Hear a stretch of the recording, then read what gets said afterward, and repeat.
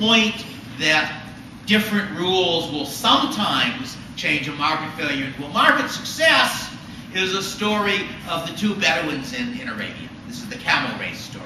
Probably none of you have heard. A few of you have. Two Bedouins are riding their camels through the desert of Arabia with the oasis 3 miles away.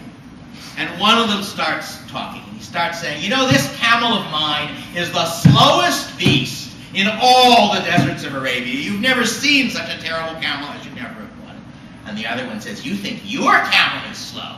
Let me tell you about this camel that I'm riding. And they get into an argument about who has the slowest camel. And they finally agree on a bet that whichever Bedouin's camel reaches the oasis last will win the bet, demonstrating he's slower, and the other one will have to pay him a golden dinar. Well, if you think about the logic of that situation, you can see what happens. One of them rides his camel slowly, and the other rides his camel more slowly because he wants to win the bet, and the other one more slowly still. And an hour later, there are two Bedouins sitting stock still on the camels in the blazing sun in the middle of the desert of Arabia with the oasis 2 miles away. And at this point, a wise man comes by in the desert. And he looks up at the two Bedouins and says, why are you two idiots sitting your camels stock still in the blazing sun in the middle of the desert? And the two Bedouins get off their camels to explain to him what's going on. And he thinks for just a moment, and then he says 2 words to him.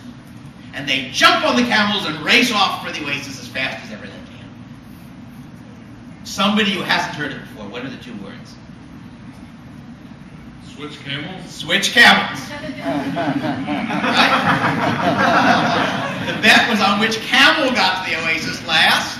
And if I'm riding his camel and he's riding mine, now our incentives have just reversed, and now I want to go as fast as possible. So it's an elegant example of the fact that one set of rules give you market failure, each one's acting rationally with bad results, a different one gives you market success. And that's an important point. You can't always avoid market failure. I'm not going to argue you can. I don't believe that free markets or anything else always give you the right result. But you want to think about whether you can avoid it.